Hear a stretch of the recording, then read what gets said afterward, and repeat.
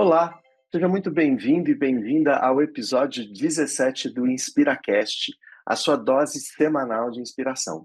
Eu sou Júlio Volpi, sou apresentador do podcast e também o fundador da Croma, uma escola que te ajuda a desenvolver competências de liderança e vencer os seus desafios de relações, resultados, comunicação, enfim, aquilo que você precisar para tornar a sua gestão e a sua liderança mais fluida. Nesse episódio de hoje, eu tenho a satisfação de receber mais uma vez no InspiraCast o professor Shando Natsumi, que é professor do nosso MBA, da nossa pós-graduação aqui na Croma. E, Shando, seja bem-vindo, né? Você que esteve aqui conosco no nono episódio do InspiraCast, um dos episódios mais comentados que a gente teve, e é por isso mesmo, né, pela boa receptividade que a gente teve com os nossos ouvintes nas plataformas de áudio, que a gente trouxe você mais uma vez para a gente poder seguir a nossa discussão. Tá aí para o seu recado inicial para os nossos ouvintes. Legal, Júlio. Obrigado pelo convite. Sempre um prazer estar trocando conteúdos contigo, aprendendo. E que bom, né, que deu bastante comentário, porque a aula era sobre comunicação. Então, é sinal de que ela funcionou de alguma maneira, né? Mas a gente sempre quer contribuir de várias formas e a gente estava conversando há pouco, né, que a gente acredita mesmo na formação, na capacitação.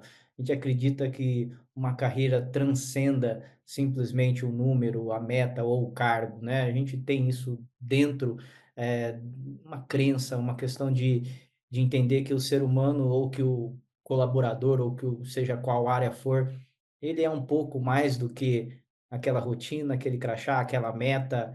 E para isso eu sempre falo assim, Júlio, tantos anos buscando desenvolvimento, ajudando a desenvolver.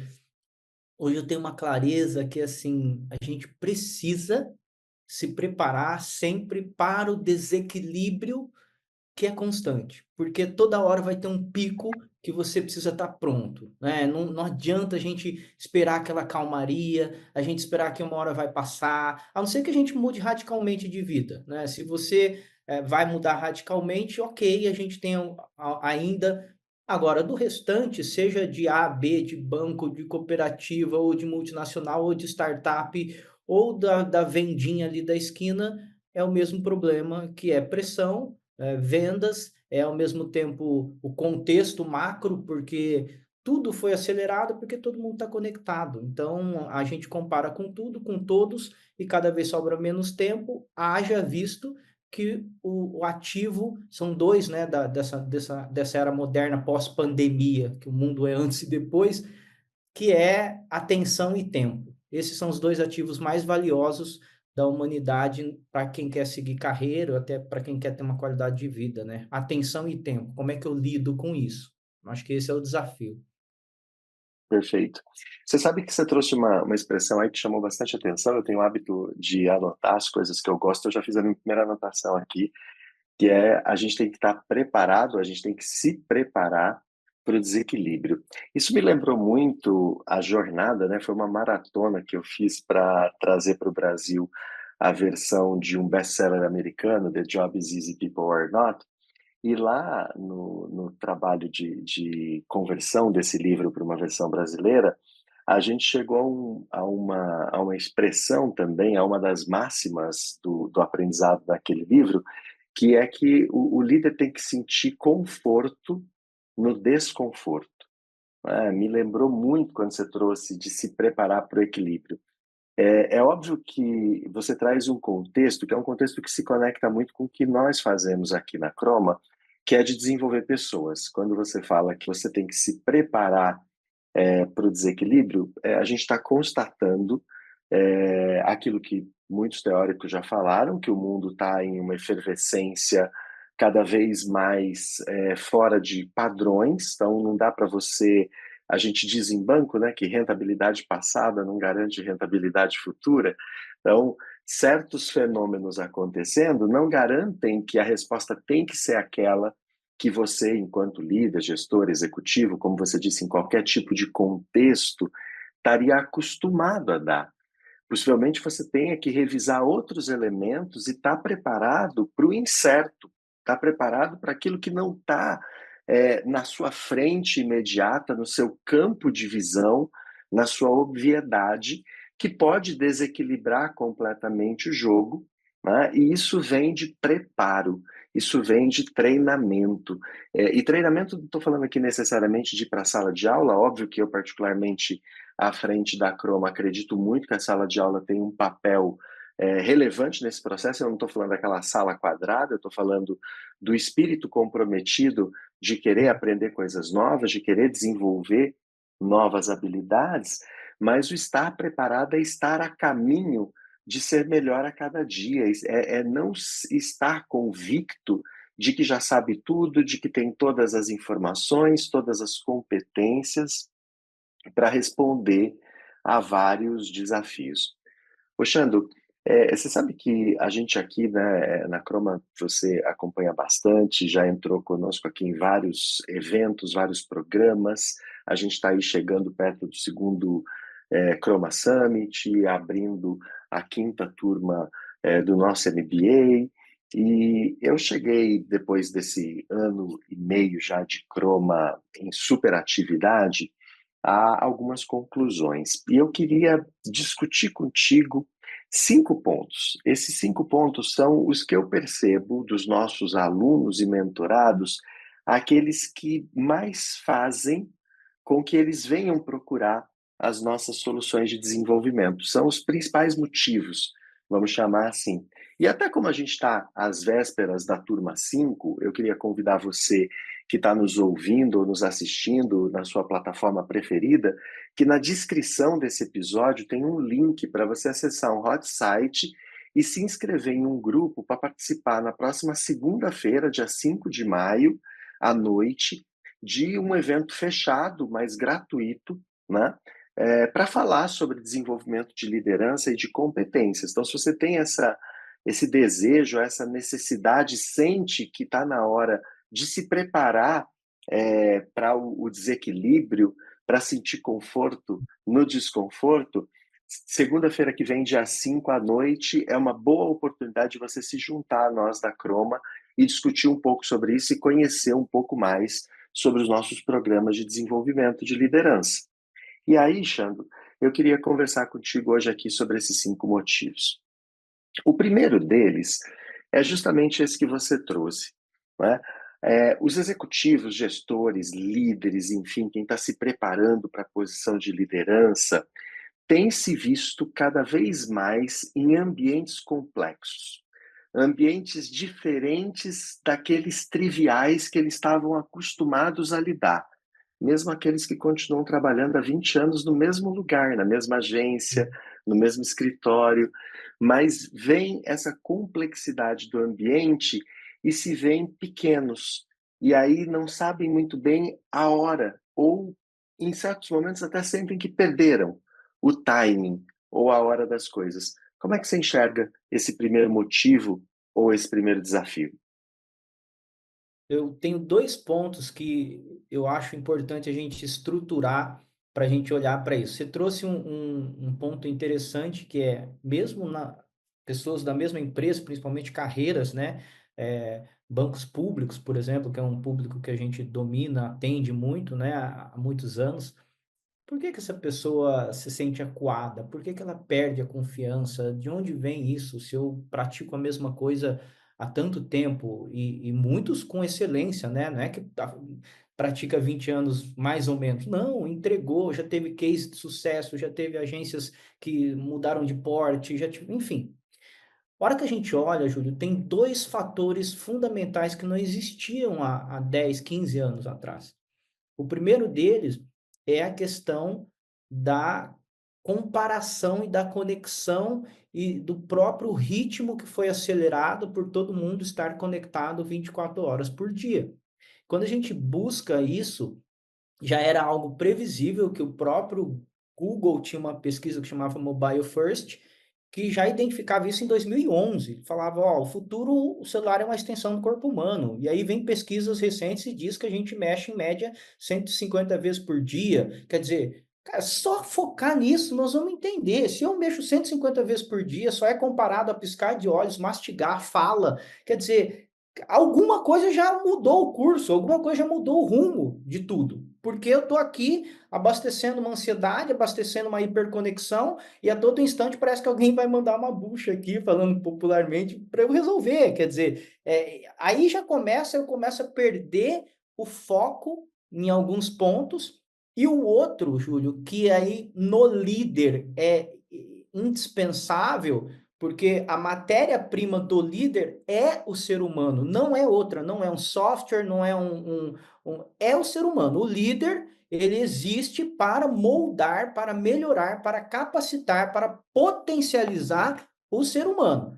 E aí, quando eu olho num ambiente de trabalho hoje, dentro de uma agência, não precisa ir longe nem reinventar, porque quando a gente traz exemplo, o povo quer falar de Netflix, de Google, não, vamos falar de uma coisa real. Dentro de uma agência bancária ali, quando você está olhando para esse público, você vai enxergar 4 a 5 gerações diferentes no mesmo ambiente de trabalho. Isso é extremamente complexo de lidar, porque a geração nova vem daquele jeito, que a gente poderia ter um tema só disso, de tão complexo que é isso, e os outros que estão ali na geração X, ou alguns até baby boomer, eles olham e falam, cara, esquece, não vou me sujeitar a isso. E quem está chegando olha para o líder que tem um pensamento aí travado, um pensamento estagnado, e fala assim, esse cara eu não admiro, esse cara, do jeito que ele faz, não é meu líder. E aí você começa um conflito. Então, a hiperconexão e as pessoas com gerações diferentes é o principal desafio hoje, que acaba sendo a raiz da gente do restante. Que se você olhar o restante, o que que mudou? Não mudou muita coisa. O resultado é o resultado, a cobrança sempre foi cobrança, metas acima do padrão sempre existiram. Tudo é a mesma coisa, isso não mudou. Falar que é 15 vezes maior a meta? Não, não é. É que muda mais rápido, produto nasce e finaliza mais rápido, campanhas mudam a todo instante, regras de qualificação e de pontuação nas instituições mudam a todo instante. Isso acontece, sempre vai acontecer. Agora, a mudança mais profunda do ser humano, como lidar com ele, como a gente lida consigo mesmo diante disso, é o que torna tudo tão complexo. Porque é aquela história, Júlio, que eu gosto muito do termo, tem dois, três autores que trabalham isso, no Brasil, Augusto Cury, no exterior, o Tony Robbins, e até tem um italiano, que eu não recordo o nome dele agora, mas daqui a pouco eu lembro, eles falam do termo que é líder de si mesmo. Então, como é que eu vou olhar para fora se eu não consigo liderar a mim mesmo? E é um desafio, né? E a gente estava comentando sobre isso aqui agora há pouco, desafio Sim. nosso. É as flexões que o Júlio vai ter que fazer, que o Xando vai ter que fazer, ninguém pode fazer por nós, né? Acho que é um desafio, olhar para si e falar como é que eu contorno isso. Isso é tão interessante. Você trouxe alguns pontos aí que eu poderia também aqui explorar. Eu acho que vou me concentrar em dois deles para poder, né, aprofundar um pouco mais com você e com quem está nos assistindo, ouvindo nas plataformas de áudio. Primeiro, essa última constatação sobre a importância de você olhar para você mesmo e entender que o primeiro ponto da sua liderança é sobre você mesmo, né? O Han Charan, que escreveu o famoso Pipeline da Liderança, acho que talvez tenha sido quem introduziu essa expressão, né, do líder de si. Ele agora reescreveu o livro, que é um ícone de vendas, um best-seller de liderança, o Pipeline. Ele reescreveu o livro e agora o livro chama-se Pipeline da Liderança 3.0, que é justamente para adaptar esse contexto de um mundo que não é mais o mundo trivial, o mundo que a gente estava acostumado, né, a lidar com ele, né? Mas é um mundo realmente mais complexo, mais dinâmico, mais incerto, e toda essa complexidade, esse dinamismo e essa incerteza vem justamente do fator tempo, né? Você foi muito bem, que é o segundo ponto que eu quero trazer aqui, quando você trouxe, olha, tantas gerações quanto a hiperconectividade, na verdade, elas chocam o nosso fator tempo, né? As gerações colocam pessoas com parâmetros diferentes por conta de estarem em tempos, em eras diferentes, vivendo no mesmo momento presente, mas com cabeças posicionadas em valores diferentes, em tempos, em temporalidades diferentes. E a própria questão do avanço da tecnologia também nos coloca antes e depois, né, dessa revolução tecnológica que a gente viveu. Eu gosto muito da Marilena Chauí, que é uma filósofa brasileira. Ela diz que a gente não vive em um período de transformação digital, a gente vive uma mutação civilizacional, que o ser humano que existe hoje, tão dependente dessa extensão do corpo, que é o smartphone ou a tecnologia, é outro ser humano diferente daquele que viveu antes disso. E nós, que de certa forma somos uma geração que viveu lá e cá, né? Muitas vezes temos essa dificuldade de transitar entre as próprias gerações, entre os próprios movimentos. Um outro ponto que você trouxe, que combina aqui com os. Eu falei que a gente tinha 5 principais motivos. O segundo motivo, né, além dos ambientes complexos que fazem as pessoas procurar os programas de desenvolvimento de liderança, é a dificuldade de manter foco. As pessoas hoje têm muita iniciativa, elas estão o tempo inteiro começando projetos novos, começando movimentos novos, mas elas têm dificuldade de manter o foco. Você enxerga isso nas pessoas que procuram você, por exemplo, para mentoria? Você percebe isso com os nossos alunos? Como é que você vê essa questão do foco? O foco é hoje o grande desafio, né, Júlio? Principalmente para a nova geração. Da geração Y para frente, a gente vai ter muita dificuldade de foco, porque é o tal do hiperfoco. E quando você pega lá inteligência emocional, Daniel Goleman, ele vai comprovar, ele vai falar, não tem hiperfoco. Focar aliás, focar em várias coisas ao mesmo tempo, você precisa ter um foco numa única direção. O cérebro não foi feito para ficar fragmentando as sinapses e a energia para fazer várias coisas ao mesmo tempo. Ah, mas eu faço, eu acostumei, eu não sei o que, faz tudo meia boca. Essa é a verdade. Porque a neurociência está dizendo que o cérebro vive no sentido, a todo instante, a missão dele é poupar energia. Quando você está olhando para várias coisas ao mesmo tempo e diz que tem vários focos, você não tem nenhum foco. Então, há essa dificuldade, e aí, se a gente pegar a nossa geração, Júlio, que é aqui, geração X, eu brinco assim, Júlio, nós somos a esperança, que é a ponte, é quem viveu um pezinho lá e está correndo atrás, remando com muita velocidade para conectar com a nova geração. Porque a hora que você rompe essa barreira, você tem verdadeiramente, como você citou, gostei bastante, essa mutilação de tudo que funcionou lá atrás, parece que não funciona mais, e não é bem assim. Porque um exemplo que eu sempre gosto para a nossa geração, Júlio, você deve ter vivido isso, que é todo mundo assim. Aí eu falava, você quer entender? Tem um húngaro muito bom nisso, né? Que é do livro Fluxo, ele chama de Flow, né? Csikszentmihalyi. Ele traz essa teoria do flow e ele fala assim: quantas horas você consegue ficar imerso, ou quantos minutos, na verdade, você consegue ficar imerso numa atividade e esquecer de si, esquecer de tudo. Você está ali tão imerso.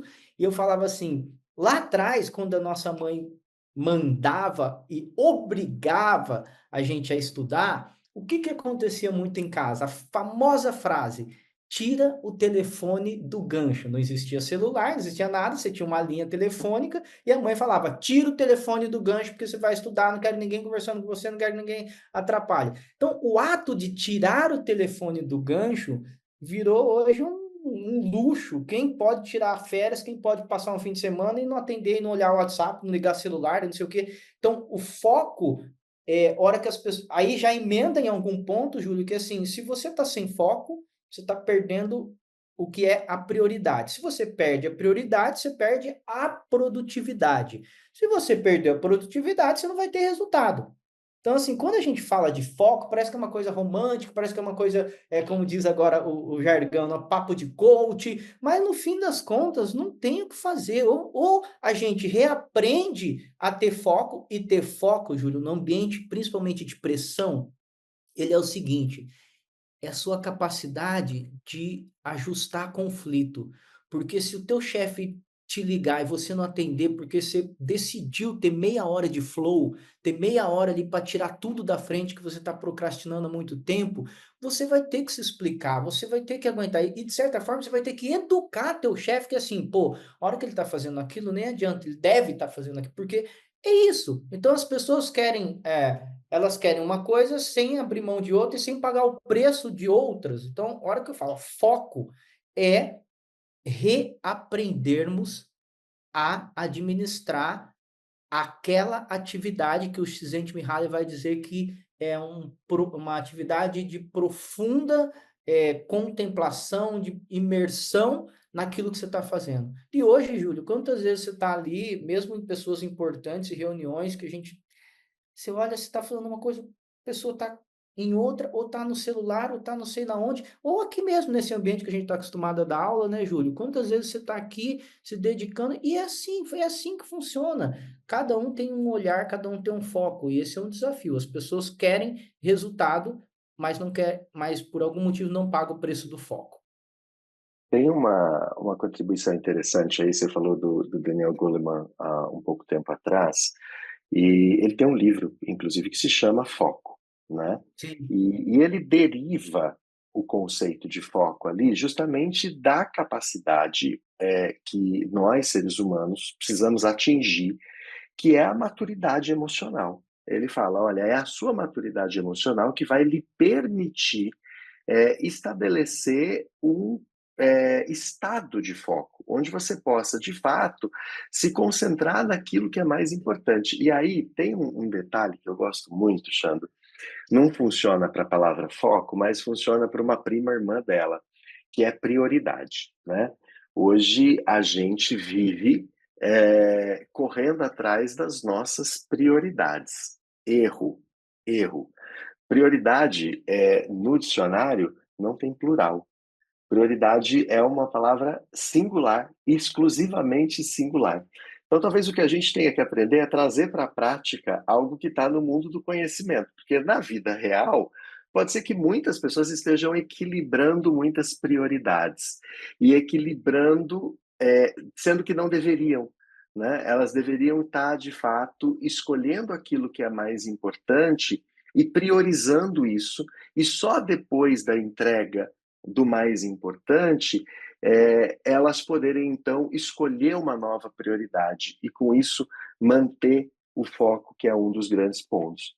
Sem querer, a gente entrou no terceiro motivo, né? Muitas pessoas se veem em cargos de liderança porque vão sendo promovidas e essa coisa da promoção, muitas vezes ela acontece mais na esteira ou no trilho financeiro do que no trilho das competências, no trilho das relações que estão aí, né? Então, muitas vezes eu estou ali há alguns anos numa posição, o mundo está mudando, eu estou com outros sonhos, outros desafios, estou vendo que está na hora de eu ganhar mais, eu vou lá, aplico para um cargo que pague um pouquinho melhor, e quando eu chego nessa posição maior, de repente eu descubro que ali tem outros desafios. Eu até olhava meu chefe, né? Eu imaginava que eu ia dar conta, que eu ia saber lidar com os problemas, mas quando sou eu naquela cadeira, quando agora as pessoas vêm perguntar para mim, né, eu me desestabilizo um pouco, né, diante dos problemas que eu passo a enfrentar. Como muda a arena, eu vejo que a minha maturidade emocional, volto no termo do Goleman, a minha maturidade emocional não estava preparada para os problemas que eu passei a enfrentar. Você consegue imaginar esse tipo de situação? Vivenciou isso muito por aí?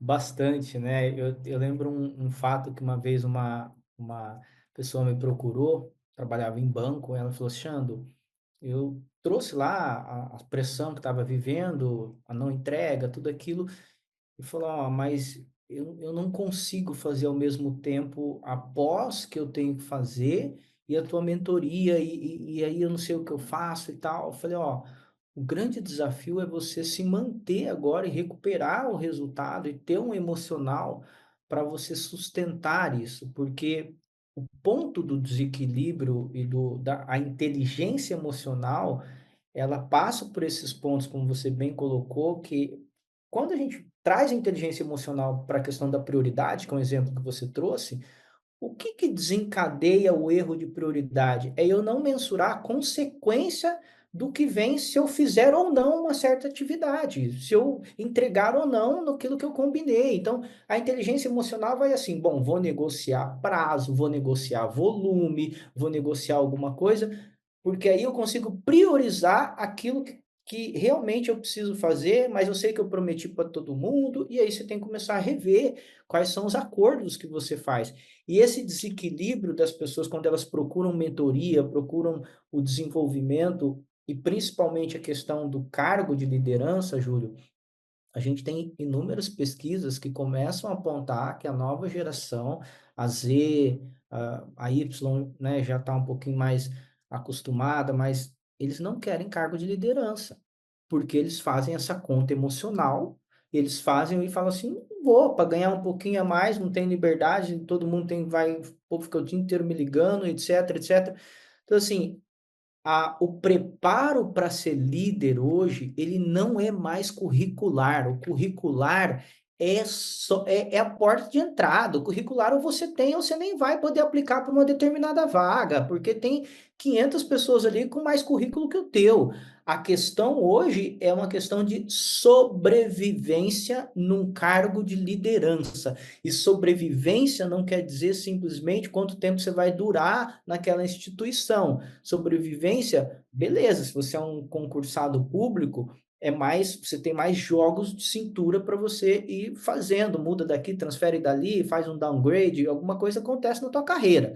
Mas e o custo emocional disso tudo? E o custo emocional que a gente acaba pagando por não ter atingido o objetivo, por ter falhado num cargo de liderança, por ter sempre sonhado em ser um regional, em ser um diretor, em ser algum outro cargo, e a hora que você chegou lá, você não estava pronto. E, Júlio, sendo bem verdadeiro aqui, qual a instituição que prepara isso corretamente? Quem prepara você para ser líder? Você senta na cadeira e vem com a bagagem, que é a bagagem que deu certo, só que aí você descobre o que eu falo, que eu sempre que o gerente tem que virar a chave, que o público que eu mais atendo é gerente geral, eu falo, ele tem que virar a chavinha e entender assim, a partir de hoje, você depende dos outros para ter sucesso no que você faz. Antes você dependia da tua execução, dependia de você, da sua disciplina, das suas skills. Agora não. Agora você depende de conseguir influenciar e mover as pessoas. Então, o teu emocional está ligado diretamente ao emocional do teu time. E vice-versa. Perfeito, Se o líder é um perfeito. líder tóxico, se o líder é um líder em desequilíbrio constante, eu tenho um CEO que eu trabalho com ele, Júlio, que ele tem uma frase que eu gosto bastante. Ele fala assim, ó, pressão vai existir. O que não pode é o tempo todo ter tensão no ambiente. Pressão, ela vai vir pelo número, ela vem pelo time, ela vem pelo resultado. Agora, isso ser tenso o tempo todo é uma falha do líder. Ele não está conseguindo deixar o ambiente que as pessoas. E aí entra a questão da segurança psicológica tão usada hoje, né? Quer dizer, o ambiente Sim, não favorece que você lide com a pressão. Então as pessoas buscam a gente também para isso, Júlio, porque o que eu olho, minha experiência me diz desde 2013, atendendo principalmente o segmento bancário, entre outros, é assim, Júlio, a capacitação hoje, e hoje existe um jeito rápido de fazer, um jeito atual de fazer, que é o que a Croma que é tão apaixonante pela entrega de mercado, embasada em teoria, pelo networking que faz, pelo grupo que vivencia a mesma busca. Então, a hora que a gente olha para isso, eu não tenho a menor dúvida, Júlio, que é tão essencial e primordial quanto uma busca de uma segurança psicológica, de uma terapia, uma busca qualquer busca, porque assim, é mais fácil mensurar, né, Júlio, quando eu tô ruim e vou para o médico, quando eu tenho dor de dente e vou para o dentista, porque a dor tá lá, latente. Só que o problema é que a dor na liderança, ela é silenciosa. Você represa, represa, represa, e a hora que aquilo dá vazão, a hora que aquilo estoura, é a gota d'água para desencadear tantas outras questões que a gente já viu, pessoas abandonando carreira, pessoas adoecendo, pessoas com doenças psicossomáticas gravíssimas por causa disso. E aí, como é que a gente fala? Fala: "Ah, alguém deveria ter te preparado". O mercado não permite isso, a velocidade não permite. É, eu estou aqui refletindo uma dúzia de pontos do que você trouxe, e eu me lembro, por exemplo, do nosso professor de cultura, o Cláudio, dizendo para os alunos, sequencialmente, né, acho que todo mundo tem a sua cota de responsabilidade nesse tipo de situação, a empresa tem a parte dela, a liderança tem a parte dela e o próprio colaborador tem a parte dele, né? Não adianta ficar jogando a culpa ou empurrando a culpa para o outro, porque tem a sua parcela de responsabilidade nesse processo. Segunda coisa que eu lembrei, quando você estava falando sobre a conexão entre a maturidade emocional do líder com a maturidade emocional do grupo, com o ambiente de segurança psicológica, veio muito forte para mim também uma aula que nós tivemos no MBA, uma aula do módulo internacional, que uma professora do MIT nos trouxe, que líderes emocionalmente maduros criam times fortes, autônomos, realizadores, e líderes emocionalmente imaturos criam times estressados, criam times onde a saúde mental é um caco e onde o conflito impera. Né? Você tem, diante de qualquer problema, não existe um compromisso pela solução. Existe o imperativo do conflito, aquele conflito que não acaba, que só destrói, que só apezinha o clima e a condição de as pessoas trabalharem. Foi interessante porque, de certa forma, eu vou abordar agora o quarto e o quinto temas conectados, porque, de certa forma, você também já passou por eles, para a gente poder refletir um pouquinho nessa etapa final aqui do nosso podcast. O quarto e o quinto motivo são o seguinte: primeiro, o quarto, decisões mais assertivas, né? Os alunos, quando vêm, eles reclamam da falta de capacidade, né, de tomarem decisões mais assertivas. E eu, particularmente, conecto muito isso à questão da maturidade emocional. Né? Eu acho que líderes maduros têm mais clareza para a tomada de decisão, maduros emocionalmente, não maduros do ponto de vista de idade. Tem mais clareza para a tomada de decisão porque as emoções não interferem no processo de tomada de decisão, eles conseguem separar emoção e razão, fazer um diagnóstico claro, entender os elementos que estão sobre a mesa e escolher, porque tomar decisão nada mais é do que uma escolha. Né? E o quinto elemento é a capacidade de formar times sólidos, times verdadeiramente comprometidos. E para mim isso tem conexão justamente com aquele ponto que você trouxe, que o líder, ele contagia o grupo. Se o líder é bom, ele contagia de maneira positiva o grupo. Se o líder é fraco, ele enfraquece o grupo. Se o líder é forte, ele fortalece o grupo. Né? Mas eu queria ouvir um pouco de você a correlação desses dois elementos, né? Da tomada de decisão e da formação de times a partir desse papel de liderança. Muito legal, é bem interessante essa sequência que a gente está fazendo, porque se você olhar, sabe aquela história assim, Júlio? Cuida desses 5 pontos que sua carreira decola. Cuida desses 5 pontos que não vai ter problema de liderança. Óbvio que vão surgir outros que não, mas esses 5 pontos, eles são cruciais, porque qualquer um desses que começa a sobrecarregar não funciona. Então, quando você pega aqui, tomar decisões assertivas, eu faço uma outra pergunta: qual tempo você tem dedicado para analisar a tomada de decisão ou para olhar para o que está na mesa e que você precisa decidir?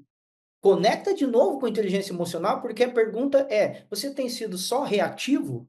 Ou você consegue propor um timing, consegue propor, e aí a insegurança que vai contagiando o time, eu vivenciei muito isso, Júlio, quando a troca de regional. Aí os meus mentorados vinham e falavam: Xandro, trocou de regional, tô com problema, é regional, fica no meu pé, ela liga o dia inteiro, ela não sei o quê. Aí, assim, para mim, primeiro sinônimo, chefe que faz muita reunião de cara inseguro, porque ele precisa toda hora estar checando o que está acontecendo, se estão fazendo, e quem acompanha no micro detalhe, além de ser inseguro, ainda está errando na escala da gestão, que é, cara, micro detalhe, se eu tiver que acompanhar, não dá, alguma coisa eu estou fazendo errado. E é incrível, porque de repente você olha em cargos como regionais, que cuidam de 15, 20 agências, 10, depende do banco, tem caso ainda de modelo antigo que cuida de 40 agências.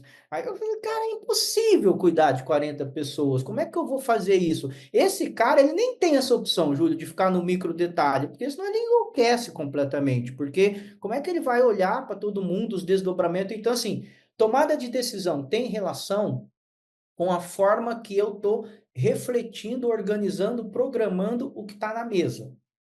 O que está na mesa? As decisões que eu preciso tomar de hoje. Qual o impacto de cada decisão? Qual a consequência que tem a ver com prioridade, que tem a ver com delegação, que tem a ver com o líder ser centralizador? Eu terei uma tomada de decisão turva a partir do momento que eu dou peso igual para tudo. Já começa por aí. Se tudo é urgente, já estourou o tempo lá atrás. Você já deixou chegar em tudo urgente e tudo tem a mesma equivalência de consequência de problema, eu já estou errando. Porque como é que a história do avião, né, Júlio, que sempre é bem citado em vários livros, é um exemplo, né? Quer dizer, avião em queda, você vai colocar máscara do lado, você vai salvar o outro, você vai se salvar. Então, quando eu erro na tomada de decisão, já está por aí. Será que eu estou querendo ajudar o time ou eu preciso só me salvar no cargo? Aí vem a outra pergunta: como é que você vai se salvar? Que já emenda com o ponto 5. Como é que você vai se salvar se você depende do seu time? Então, as duas coisas acontecem ao mesmo tempo? Não, a tomada de decisão você tem que estar inteiro e íntegro, com clareza, com uma inteligência emocional bem alinhadinha ali, saudável, né? Eu estava estudando muito, desenvolvi um programa de inteligência de saúde mental e ele falou com outros psicólogos, psiquiatras e aí tem a fala, né, do presidente lá da saúde no mundo, né, da ONS, ele fala assim: não existe saúde sem saúde mental, ponto. Não dá para falar de saúde se não tem saúde mental. E aí eu olho para essa tomada de decisão que pode ser um fator que alimenta a todo instante a saúde mental e já chego no quinto ponto, que é o time estando conectado ou não, que aí já entra a tal da liderança tóxica, que é o jeito que eu movo as pessoas, o jeito que eu conquisto as pessoas, o jeito que eu inspiro ou não as pessoas. Porque quantas e quantas vezes todo mundo já deve ter ouvido que não funciona mais você ficar só no comando-controle, porque a pessoa vai dar um jeito de driblar aquilo, ela vai. Então, assim, a liderança que inspira e mover o time, ter essa capacidade de formar, ela tem a ver com a questão de você estar bem, de você estar inteiro. Porque, Júlio, você trouxe um ponto aí que é aquela coisa de você transferir, né, para o outro. A gente sempre quer transferir a culpa, é incrível. E líder imaturo nunca vai olhar pro espelho, né? Tem até aquele do. Esqueci, hoje eu estou com um branco de autores, mas tem a, que ele fala assim: você tem que olhar para o espelho e olhar para a janela, né? Todo instante você olha para o espelho e você olha para a janela. Então, quer dizer, o líder maduro, ele olha para si e fala: eu estou falhando aqui. Se eu entrar com o meu time na mesma dosagem que eu recebi do meu chefe, eles não vão suportar. E, na verdade, eu estou com algum problema comigo, que eu estou negligenciando com o chefe, ou estou mitigando com o chefe, e quem vai pagar o preço disso tudo é o meu time? Então, eu recebi de certa forma, uma bronca, uma cobrança mais forte do meu chefe, porque eu falhei em algum ponto. Aí eu pego isso e transfiro para o meu time, e aí depois eu quero pedir para o time engajar, eu quero pedir para o time entender o propósito daquilo que eles estão fazendo. Que jeito, se eu não faço esse filtro? E não é fácil, a gente fala daqui, né? E parece que não vai ser fácil, nunca vai ser fácil. Você sabe melhor que ninguém, Júlio, quantas pessoas você liderou, quantos níveis hierárquicos você tinha que, porque uma coisa é você inspirar um diretor, outra coisa é você inspirar um regional, outra coisa é você inspirar um gerente de agência, quer dizer, e tantos outros níveis que existem em grandes instituições. Ou você, aí vem o outro ponto, né, que é até nome de livro, ou você tem uma liderança autêntica, e o autêntico hoje quer dizer centrado no ser humano, ou você não está liderando nem influenciando. Você pode estar fazendo alguma outra coisa, que daqui a pouco não funciona mais. Eu gosto muito dessa discussão, porque, para mim, particularmente, é a essência do projeto da Croma como um todo, o que motiva a gente a formar uma nova liderança, e eu sempre digo que aqui a gente está construindo para formar uma nova liderança, é justamente sair desse mecanismo, né? Eu até acho que as pessoas hoje entendem com mais clareza que comando e controle não funciona, mas elas também têm uma dificuldade de entender, tá bom, então como eu faço diferente? Como eu inspiro, portanto? Muitas vezes elas saem do comando e controle e vão para o outro lado, que é a positividade tóxica. Elas saem de um extremo e vão para o outro, né? Total. E acho que esse equilíbrio, né, de você achar o jeito certo, o timing certo, é fundamental para que as pessoas consigam encontrar o seu desenho de autenticidade na liderança. Aquilo que fala muito forte nos seus valores, nas suas premissas, nos seus mindsets, e que vai encontrar uma ponte com o outro, né?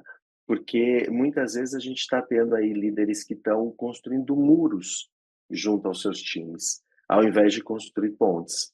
Muitos líderes estão ficando refém das suas emoções, né, ao invés de serem protagonistas e conseguirem, de maneira muito madura e adequada, administrar o impacto dessas emoções, tanto sobre si próprios, quanto e principalmente sobre o time, né? Eu acho que isso habilita uma série de outros caminhos, de outros vasos comunicantes. Isso habilita uma tomada de decisão mais assertiva, isso habilita uma comunicação também mais assertiva e não violenta, isso habilita a construção de times sólidos, robustos, que são protagonistas de um grande resultado.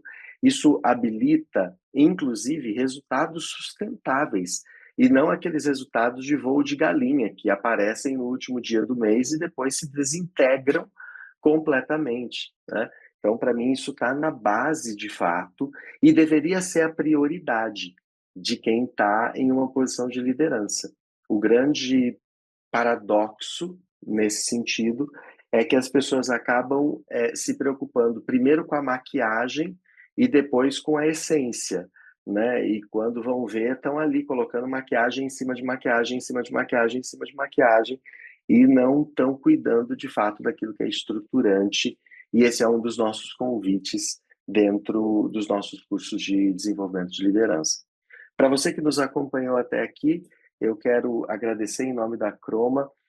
Você está conosco nesse 17º episódio do InspiraCast e dizer que é sempre um prazer toda semana trazer um convidado e apresentar um conteúdo que te ajude a refletir sobre o seu modelo de experiência de liderança, sobre a forma como você se relaciona ou se prepara para ser um líder no futuro. Na próxima semana nós vamos estar aqui mais uma vez com um novo episódio, seguindo essa discussão importante. No próximo dia 5, segunda-feira, à noite, nós teremos um encontro para falar sobre liderança, principalmente para quem quer conhecer um pouco mais sobre os programas de desenvolvimento de liderança da Croma, o nosso MBA que está indo para a turma 5, um verdadeiro sucesso no desenvolvimento de liderança. Esse evento é gratuito, mas você precisa se inscrever. E aqui, na descrição desse episódio, você encontra o hot site onde você pode fazer a sua inscrição para participar desse evento comigo no dia 5 de maio, a partir das 8h25 da noite. Eu espero você. Xando, obrigado mais uma vez por esse episódio. Sempre bom ter você conosco aqui na Croma. Eu que agradeço, Júlio, e reforçando o convite, quero ver vocês aí lá dentro da nossa aula. Minha aula é de comunicação e storytelling, e assim, é uma revolução que a gente está fazendo no mercado por meio da Croma, do Júlio, desse projeto e tantos outros professores que estão conosco. Então, assim, Croma, experiência MBA Croma, Júlio, é só fazendo. A pessoa às vezes tenta dimensionar, tenta comparar, tenta, não dá. Todas as turmas é unânime assim, o impacto que traz na carreira, principalmente na usabilidade, o quanto que eles conseguem no outro dia aplicar o que eles estão vendo no MBA. Então é um prazer sempre, e você me convidar, estou aqui à disposição, tá bom? É isso aí. Obrigado e até semana que vem.